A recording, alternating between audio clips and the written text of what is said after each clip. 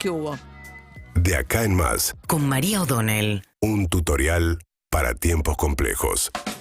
A ver, en un ratito vamos a meternos a desentrañar un poquito qué está pasando con el empleo. Se conoció ayer una cifra que tiene puntos buenos, que tiene que ver con el crecimiento del empleo en el último trimestre, que ha dejado el desempleo, es decir, la gente que busca empleo y no lo encuentra, en el 8,2%. Son más de 2 millones de argentinos y argentinas que no consiguen empleo a pesar de estar buscándolo activamente.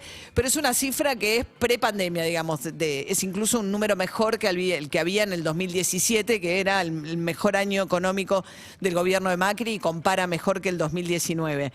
Sin embargo, este número esconde un fenómeno preocupante que se acentúa, que es que el empleo que surge es empleo de menor calidad. Se pierde empleo privado registrado y el nuevo empleo es empleo de trabajadores autónomos, monotributistas y del sector informal. Crece muy fuerte la participación del sector informal, que ya es del 33%.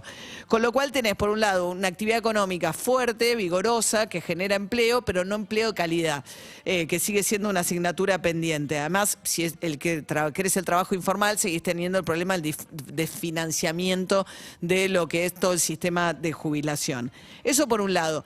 Después, por otro lado, ayer la oposición, un poco alentada, envalentonada por lo que había ocurrido cuando se unieron y rechazaron el presupuesto que había enviado el Poder Ejecutivo, volvieron a convocar a una sesión que tenía por objetivo tomar un proyecto que el oficialismo había querido promover ese proyecto. De hecho, tiene media sanción del Senado, tiene que ver con bienes personales, que lo que hacía y lo que hizo efectivamente fue actualizar el monto a partir del cual se paga bienes personales, que antes había quedado en 2 millones de pesos, exceptuada la vivienda propia de hasta 18 millones de pesos. Valor fiscal, o sea, sin contar tu casa, tenías que tener más de 2 millones de pesos de patrimonio que tuviese que ver con, qué sé yo, cuentas bancarias, otros departamentos, depósitos, lo que fuere.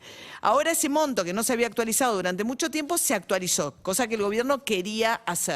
Es decir, que lo llevó a 6 millones de pesos. Por fuera de tu casa, que también se actualizó el monto ese, tenés que tener un patrimonio de 6 millones de pesos para empezar a pagar bienes personales.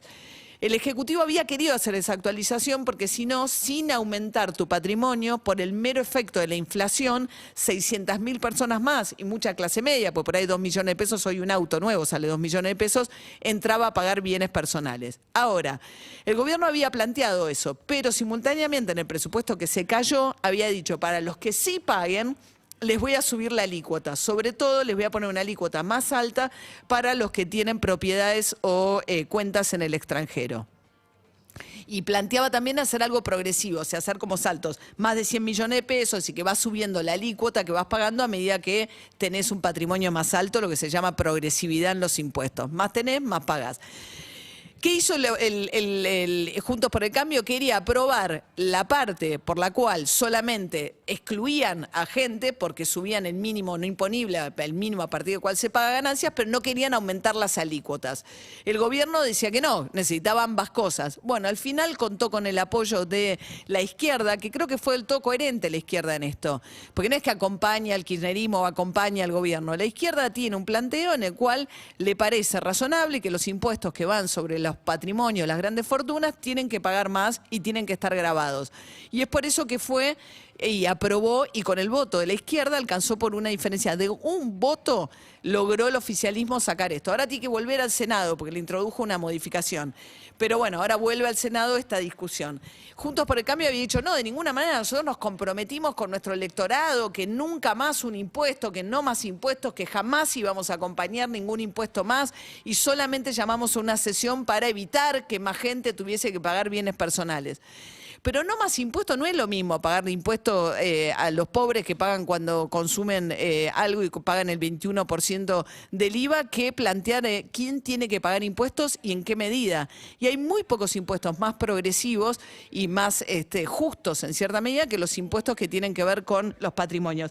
Pensemos que en Argentina ayer se conoció la cifra, es increíble, el aumento de la cantidad de activos que tienen los argentinos en el exterior, ya sean cuentos en el exterior, caja de seguridad, o sea, fuera del sistema bancario, los argentinos tienen 252.000 millones de dólares.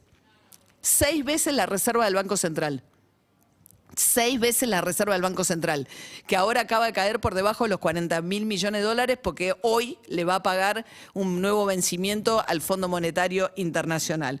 Con lo cual, bueno, ayer el oficialismo finalmente, por una diferencia de un voto, hay 3 legisladores del PRO que se ausentaron, una de Evolución y 2 del PRO que se ausentaron, 2 de viaje, una cosa insólita, en momentos tan importantes como estos, donde todo se dirime por un voto.